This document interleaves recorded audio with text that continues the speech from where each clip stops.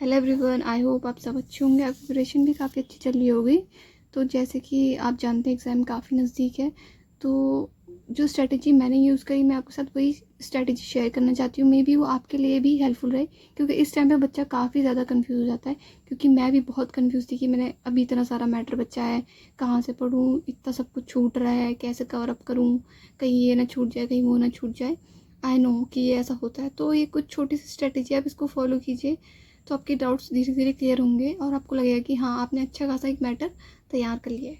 तो पहली चीज़ आपको करनी है रिवीजन। ठीक है, रिवीजन करनी है बेसिक, जो बेसिक्स है, Indian history, western history, Indian aesthetic, western aesthetic, advertisement, print making, applied, ठीक है, टाइपोग्राफी। ये सारी चीज़ आपको अच्छे से इनके बेसिक्स क्लियर करने हैं, क्योंकि इनसे बहुत ज़्यादा क्वेश्चन आते हैं, बहुत ज़्यादा। और आपको उनको इस तरीके से पढ़ना है, इनको आप शॉर्ट नोट्स बनाइए, की पॉइंट्स। ठीक है, की पॉइंट्स आपको मैं 2 एग्जांपल दिखा देती हूँ।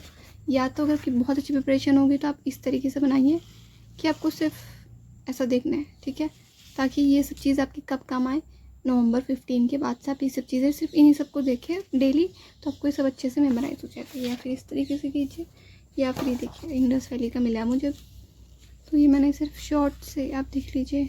काफ़ी शॉर्ट तो नहीं है, पर ऐसे मेन पॉइंट जो मुझे समझ में आ सके कि इसके पीछे कितना कुछ मैंने और पढ़ा है, वो सब चीज़ें मुझे एकदम से याद आ जाए। जैसे ये मैंने पढ़ा है तो और चीज़ें इसके रिलेटेड मुझे याद आती रहीं। ठीक है, तो ये मेरे Indus valley I guess 2 sheets में कंप्लीट हो गया था, जिसमें मैंने सारी जो सेंटेंस थे वो भी पढ़े थे। ठीक है, तो पहली चीज़ तो आपको ये करनी है।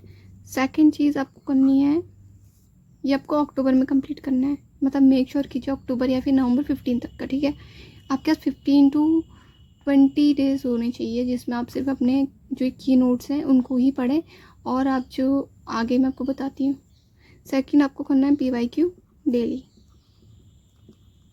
PYQ आपको डेली करना है, किस तरीके से बताती हूँ आपको। 50 क्वेश्चंस आप डेली भी करेंगे तो इट्स इनफ। ठीक है, इट्स इनफ आपको, क्योंकि चारों ऑप्शंस आपको देखने हैं, चारों ऑप्शंस देखने हैं। ठीक है, चारों ऑप्शंस आप देखेंगे और उसमें क्या क्या रिलेटेड है, छोटी छोटी चीज़ें उनके बारे में। जैसे अगर आर्टिस्ट है तो आप उनका आर्ट मूवमेंट देख सकते हैं, किस तरीके का वो आर्ट वर्क करते थे, ये सब चीज़ें कर सकते हैं। ठीक है, तो 4 ऑप्शन आपको देखने हैं। 50 क्वेश्चन एक दिन का आप कर सकते हैं, दैट इज़ इनफ। और थर्ड है, आप पेपर 1 का 1 घंटा पेपर 1 को दीजिए डेली। ठीक है, थ्योरी पढ़िए, चाहे आप उसके क्वेश्चंस लगाइए। ठीक है, उसके बाद आप ये सब चीज़ें कर लेते हैं।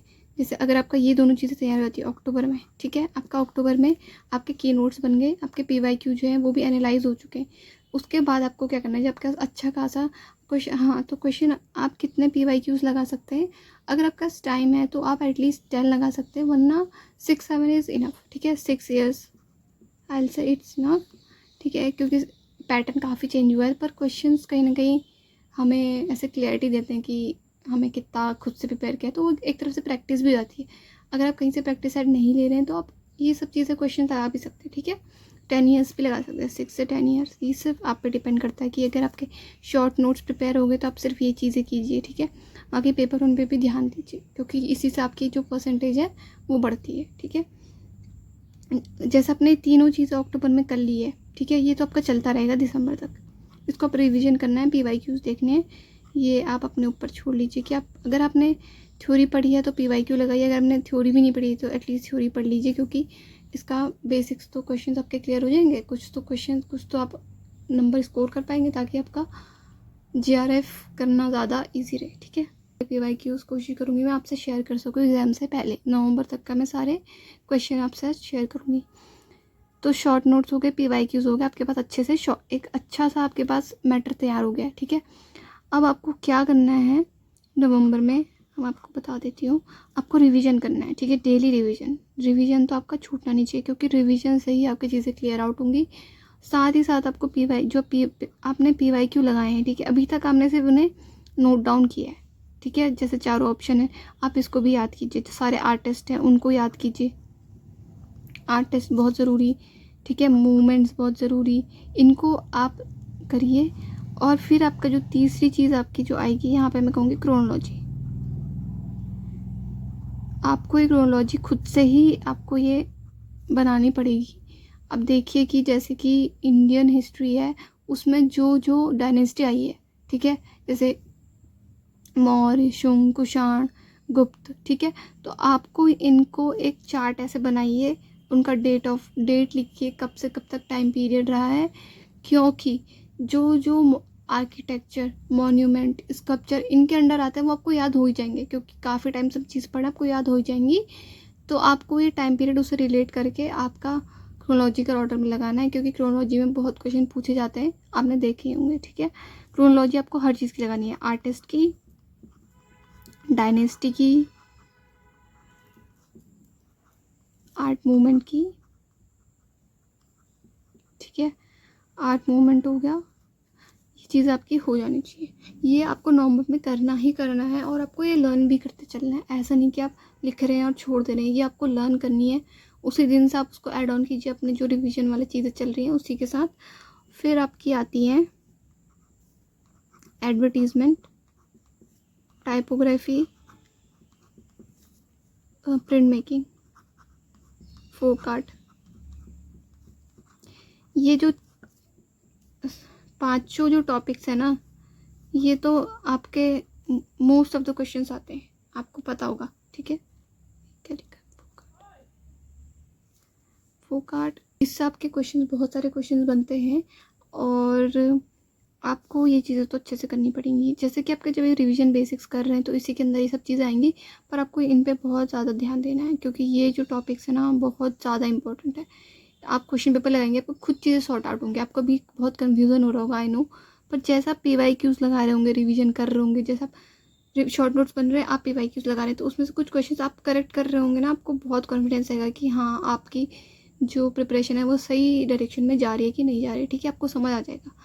और धीरे धीरे आप जब ये सब चीज़ें कर लेंगे, उसके बाद फिर मैं आपको बताती हूँ, ये सब चीज़ें आपकी हो गई तो आपको अब एनालाइज करना है,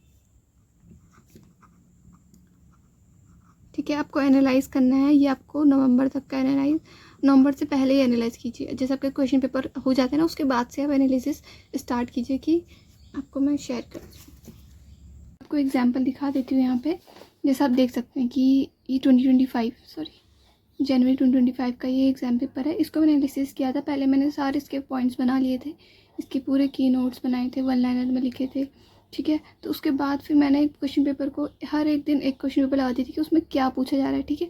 तो फर्स्ट क्वेश्चन में था, अभी मेरे पास वो अवेलेबल नहीं है, सो आप इसी में से देख लीजिए, मैं आपको एग्जाम्पल लेके समझाती हूँ। जैसे फर्स्ट क्वेश्चन था, फंडामेंटल एलिमेंट से क्वेश्चन आए थे, और उसमें कलर्स के बारे में पूछा गया था और वो क्या सिम्बलाइज़ करता है, ठीक है। जैसे red colour, blue colour, orange colour, ये सब कलर के जो मीनिंग्स आपको ये सारे लर्न करने, क्योंकि प्राइमरी कलर्स तो आप लर्न करके चलिए, ठीक है, उनकी मीनिंग्स और वो क्या सिम्बलाइज़ करते हैं, ये सब चीज़ें आप पढ़ लीजिएगा। ये मैंने इस तरीके से लिखा है, ठीक है। तो आप वैसे ही देख सकते हैं बाकी पॉइंट्स भी, chronology, dynasty, Indian architecture, sculpture, इनकी क्रोनोलॉजी पूछी गई थी। ऑल इंस्टीट्यूट, स्कूल, ठीक है। इसमें एक आई थिंक इसमें क्रोनोलॉजी लगाने को आया था कि कौन कौन से स्कूल से, मद्रास, कलकत्ता, लाहौर, ये सब स्कूल्स थे, आर्ट स्कूल, तो ये कब इस्टेब्लिश हुए, ठीक है। इस तरीके से आप इनकी क्रोनोलॉजी लगाइए, क्योंकि इसमें शायद क्रोनोलॉजी में ही आया था क्वेश्चन, ठीक है। तो आप इस तरीके से आप देख सकते हैं कि मैंने एनालिसिस किया था। मैं आपको एग्जांपल दिखाती हूँ, मेरे पास 2018 का ये पेपर है। तो मैं आपको फर्स्ट क्वेश्चन, हम देखते राजा रवि वर्मा जी के बारे में है, लेकिन ये तो बेसिक क्वेश्चन है, ठीक है। ये तो आपको पता होगा कि उन्होंने यूरोपियन स्टाइल में भी काम किया था, एक्सप्रेशनिज्म में भी काम किया था, और बाजार स्टाइल में वर्क करते थे, ठीक है। तो ये तो आपको, ये चीज़ें तो आपको पता ही होंगी, बेसिक क्वेश्चन पूछा है, और बहुत इंपॉर्टेंट आर्टिस्ट है राजा रवि वर्मा। ये सब तो आप काफ़ी टाइम से पढ़ते आ रहे होंगे, तो ये क्वेश्चन तो गलत नहीं होगा आपका। तो आप दूसरा क्वेश्चन देख लीजिए एक बार। तो इसमें which are the relief printing process, ठीक है। तो इसमें पूछा गया है कि रिलीफ प्रिंटिंग प्रोसेस के अंदर क्या क्या जो मेथड्स होती हैं अलग अलग, जैसे लिनो कट, वुड कट, ठीक है, इनमें हमें सेलेक्ट करना है, ठीक है। तो ये हम इसको पॉइंट में ऐसे लिख सकते हैं कि जो प्रिंट मेकिंग की जो प्रोसेसेस है, ठीक है, प्रोसेस है, 3 प्रोसेस होती हैं, जैसे relief, intaglio and planography, okay. ये तीनों होती है, और इनके अंदर जो जो प्रोसेस होती है, जैसे रिलीफ के अंदर आता है वुड कट, लिनो कट, ठीक है, ये सब चीज़ें आता है रिलीफ के अंदर। तो आपको ये सब चीज़ें ऐसे ही आपको पॉइंट्स बनाने हैं। ये आपको सच में बहुत ज़्यादा हेल्प करेगा और आपको ये हर क्वेश्चन पेपर को लगाइए। और मैं कहूँगी आप 2025 जो लास्ट जून से आप पीछे को लेके चलिए एग्ज़ाम पेपर। जैसे इससे पहले जो आई थिंक जनवरी में पेपर हुआ, फिर आई गेस अगस्त में हुआ था, शायद अगस्त में पेपर हुआ था। ठीक है, तो आप इनको ऐसे रिवर्सली आप इनको सॉल्व करिए और इसी तरीके से बनाइए। अगर आपको कुछ कन्फ्यूज़न हो आप कमेंट कर सकते हैं। सो जब आप इतना कर लेंगे, आपने क्वेश्चन पेपर भी लगवा लिए, एनालिसिस भी कर लिया, ठीक है। जब आप ये सब चीज़ें कर लेंगे तो उसके बाद आपको क्या करना है, जैसे सारे ये पॉइंट्स मिल जाएंगे, ठीक है। जैसे आपको दिख रहा है कि फंडामेंटल से क्या पूछा जा रहा है, इंडियन जो डायनेस्टी है हिस्ट्री से क्या किस तरीके के क्वेश्चन पूछे जा रहे हैं, स्कूल के बारे में क्या पूछा जा रहा है, किस तरीके से पूछा जा रहा है। तो ऐसा करके बहुत सारे पॉइंट्स होंगे, आप जैसे देख सकते हैं, आपको दिखा देती हूँ। ये देखिए अगस्त का है, ठीक है। मैंने इसी तरीके से मैंने सारे ईयर्स के जितने मैंने पेपर लगाए थे इस तरीके से मैंने इनको वो एनालिसिस करके सब की पॉइंट्स में लिख देते कि क्या क्या पूछ रहा है हर क्वेश्चन के बारे में, ठीक है। और इसके बाद फिर आपको क्या करना है, एक पूरी समरी बनानी है, ठीक है। जितने आपने क्वेश्चन लगाए हैं उसके आपको पूरी समरी लगानी है और आपको हर एक ऐसे पॉइंट्स लिखने, जैसे इंडियन आपको क्या क्या पढ़ना है, ठीक है। जैसे आपको मैं एग्जांपल देती हूँ, इंडियन हिस्ट्री, ठीक है। इसमें आपको किस तरीके से पढ़ना है, क्रोनोलॉजी में पढ़ना है। मुझे ये समझ में आया था कि क्रोनोलॉजी से पढ़ना है। और आर्किटेक्चर, स्कल्पचर जो मेन है ये बहुत पूछे जाते हैं, ठीक है। डायनेस्टी के बारे में बहुत पूछा जाता है, किंग्स के बारे में पूछा जाता है, रूलर्स जो होते हैं, ठीक है, उनके बारे में पूछा जाता है। तो मैं अपने नोट्स को उसी तरीके से प्रिपेयर करती चली गई जिस तरीके से मुझे लगा कि क्वेश्चन किस तरीके से पूछा जा रहा है। जब अभी आपको मे भी बहुत कंफ्यूजिंग लग रहा होगा कि आप कैसे ये सब चीज़ें करेंगे, लेकिन आप जब स्टेप बाय स्टेप ये फॉलो करेंगे ना, आपको बहुत सॉर्टेड होती चलेंगी चीज़ें और आपको खुद जब आप एग्जाम देने लाइक जाएंगे ना, आपको सब चीज़ों का समझ आएगा कि आपने जो चीज़ें करी हैं वो आपके लिए कितनी यूज़फुल रही हैं, ठीक है। सो अगर आपको कोई भी कन्फ्यूज़न हो तो please feel free to ask in comments and thank you so much.